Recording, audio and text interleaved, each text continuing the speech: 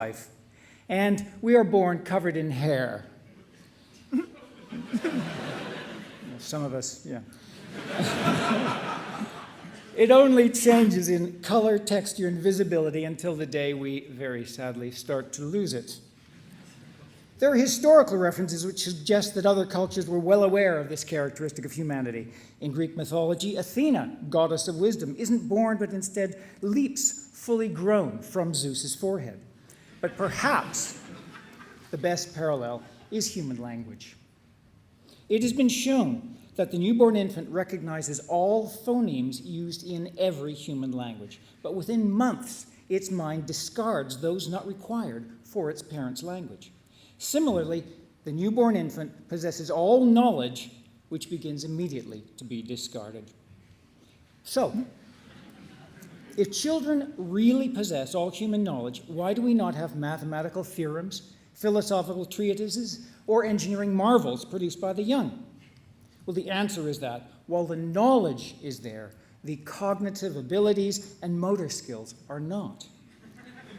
The human still has to develop not only speech, but the ability to manipulate and apply the storehouse of knowledge within its head. Unfortunately, as these skills increase, the knowledge itself decreases at an alarming rate. Still, some knowledge gets through. There are obvious similarities between children's art and bubble chamber photos of subatomic particle interaction. All around the world, in all human languages, the first word of an infant is ma.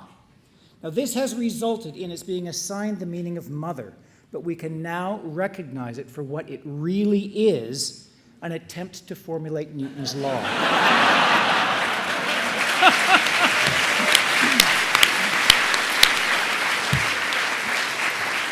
And such astonishing revelations are not limited to physics. The obvious delight that small children take in the song Old MacDonald, with its repeated E-I-E-I-O, is clearly due to its being a near-perfect statement of Euler's identity.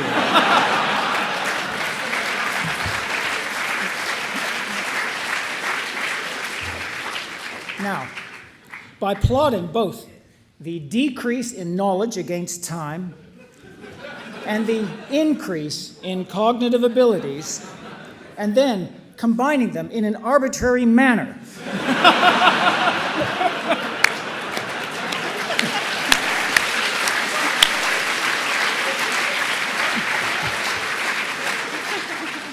we can see an intelligence peak where the human organism knows as much about everything as it ever will.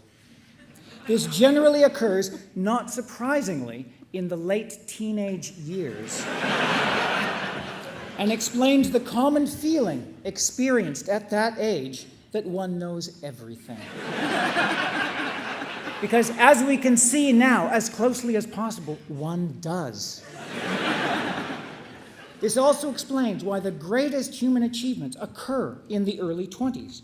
Witness, for example, Einstein's Annus Mirabilis of 1905, when he was 26.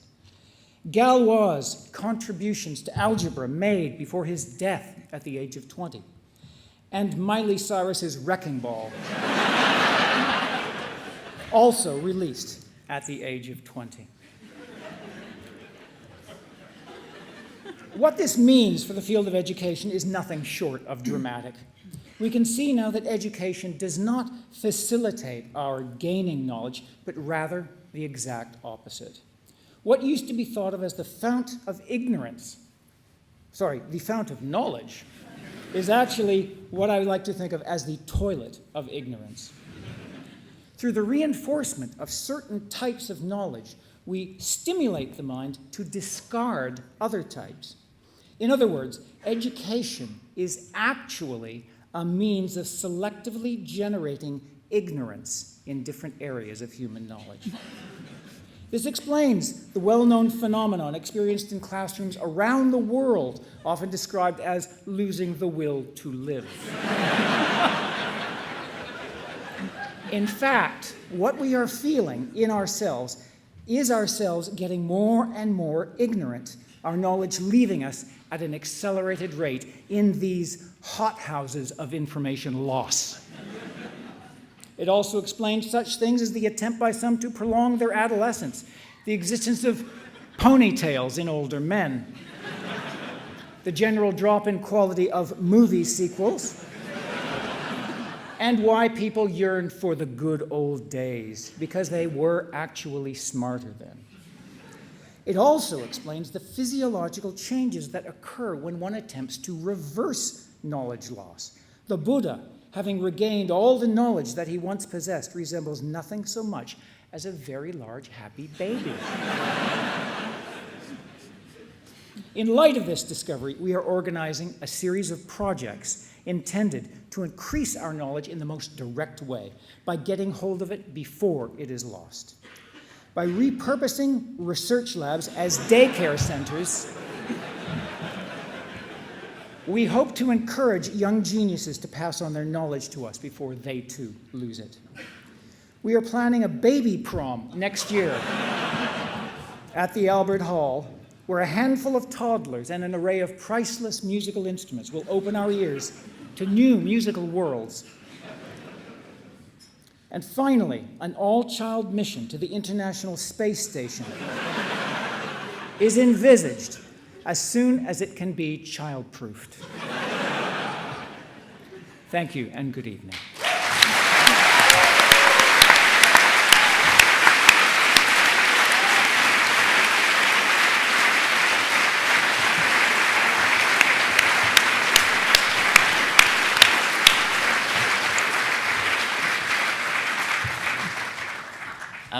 Sometimes I feel like I'm learning something.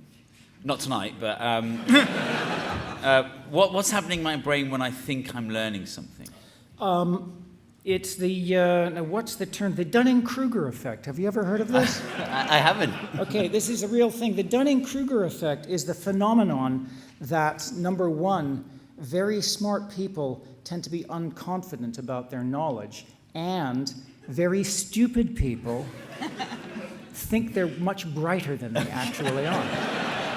So I'm not singling out here. I'm saying that feeling of being, that's actually a symptom of your losing the knowledge. The fact that you feel brighter. That's very good.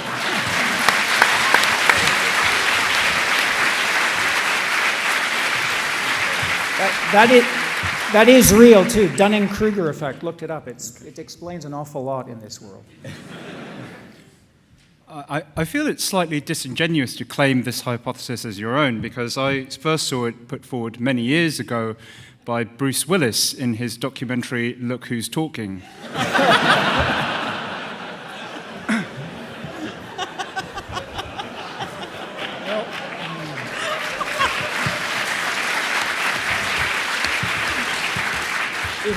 In fact, you've touched on a very good point here. In fact, this hypothesis, we've all known it at some point. But we forgot it.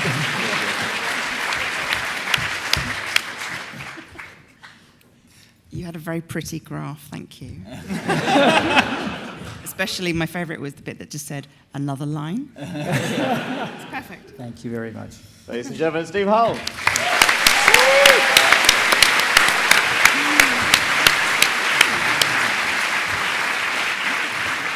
Steve Hull there, making us all just a little bit more stupid. Okay, so now we are going to pretend to choose a winner in a systematic fashion. So, there are two things that are going to occur simultaneously. As you can see, Zach has wandered over to the judges to remind them what they were meant to be doing.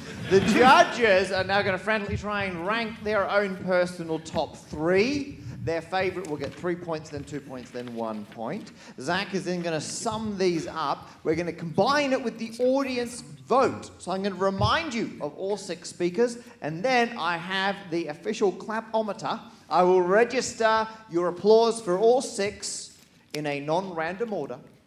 And we will write those down, and we will give points to the top one going down. I've been told this is not particularly accurate.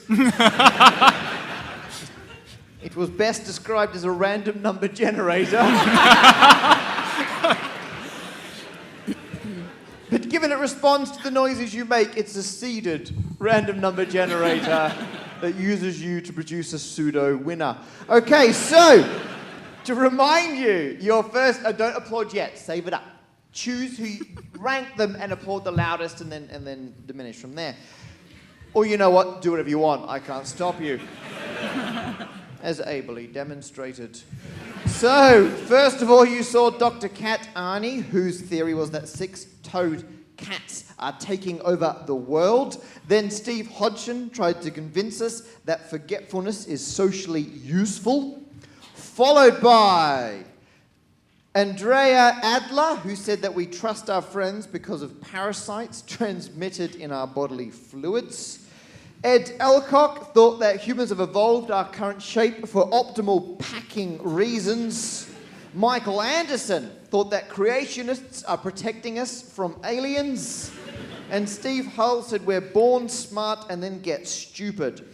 So, I'm going to mention their theories. I'm going to hold up this and I will send the decibel reading over there. So, you're applauding the theory, not the person. That is a suspiciously high baseline reading for a silent room. Okay, so just we'll do silence first, just to have a control. 43 decibels.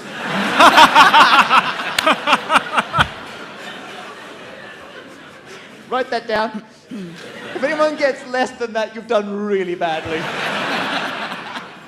We can scientifically say you've taken the atmosphere out of the room. Okay, so can we...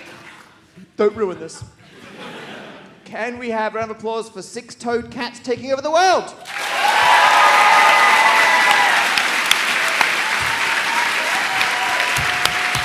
Okay, good. 97.7. Forgetfulness is socially useful.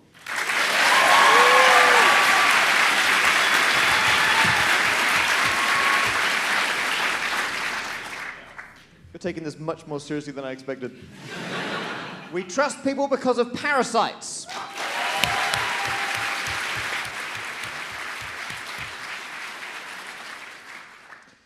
We are shaped the way we are because of optimal packing pressures.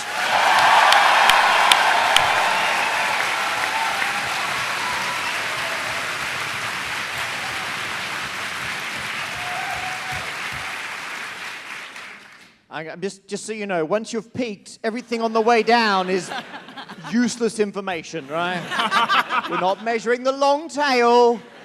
Once you've spiked, you can call it off. Honestly. Okay, up next. Creationists are protecting us from aliens.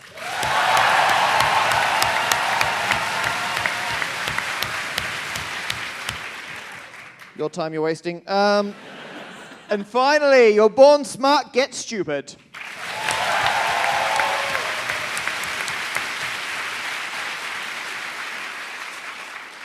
Okay, so that is, are you going to do the arithmetic live on stage, or is it not changed? You've already done it. My goodness, look at that. Okay, so have you got the winner there? You're going to announce it? Oh, okay. Right, got it. Okay, so there's no places. There's one. Do they get a prize, don't they? Oh, there's a prize. That was the most ominous confirmation of a prize seen in my life. Right, so let me...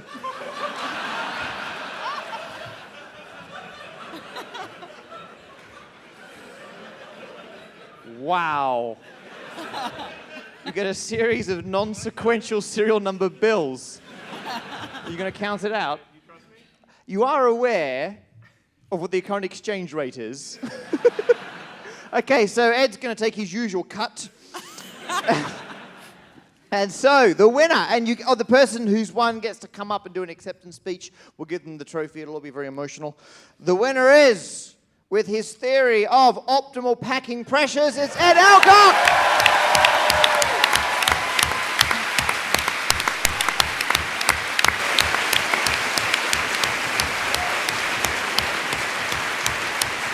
Congratulations. Do you want to go shake some hands? Look at this.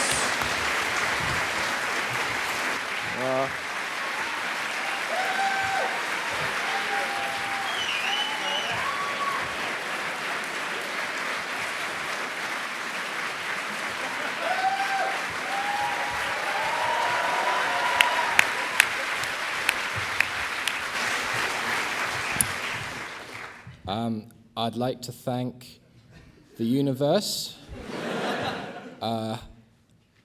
Yeah, that covers it. No, thank you to everyone for being here. Thank you so much for this event existing. I didn't really anticipate this, so I didn't come up with a nice, eloquent... I wrote a poem. Can we just have a big round of applause for everyone who organised this, because this is such an amazing event. And it's...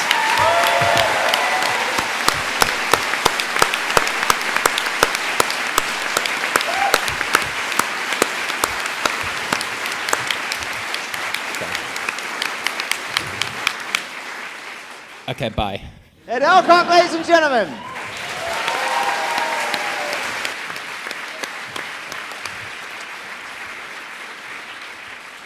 It is good to see we're upholding the fine theatre tradition of the winner receiving their award under the image credits of the last speaker. And so, in case you're wondering where that money came from, that's Lloyd's pay. So,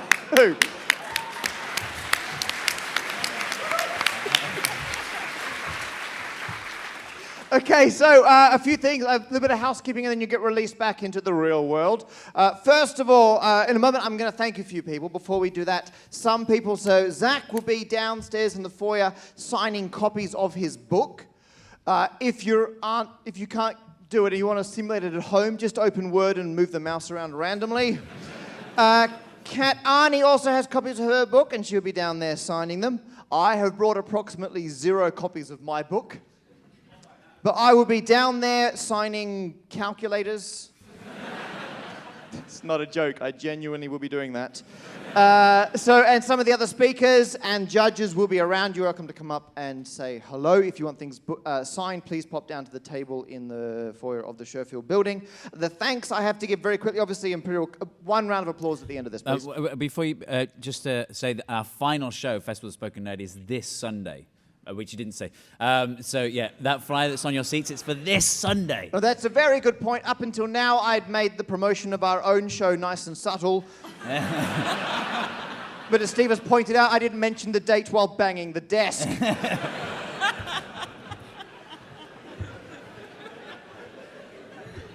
You don't know how many people are watching on YouTube. This could be really important. Yes, our show is this Sunday.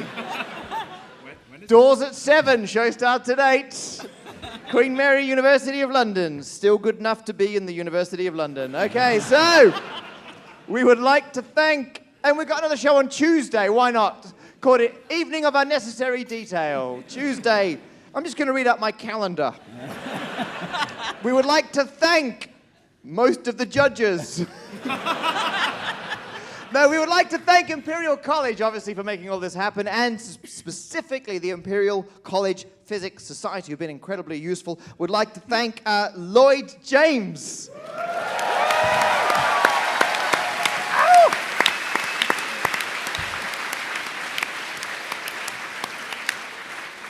Just reading what's on the file, people. Don't applaud all of them, it's taking forever. Clark Baker, Amanda Rossi, Michael Johnson, Andy Rochester, who's the guy who 3D printed that must have taken a good week on a 3D printer, there you go. That's misuse of university resources if I've ever seen it. And all volunteers who have done it solely for your admiration. Can we have a round of applause for all those people?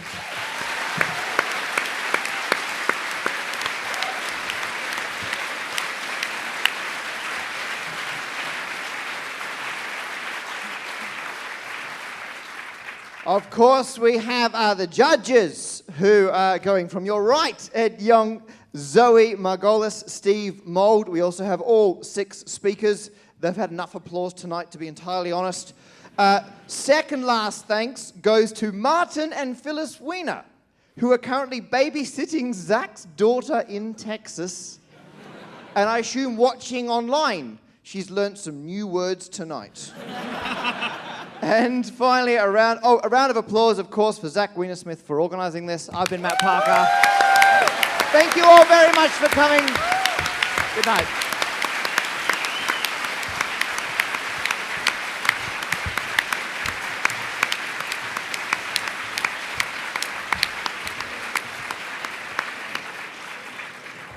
That was average to slightly above average.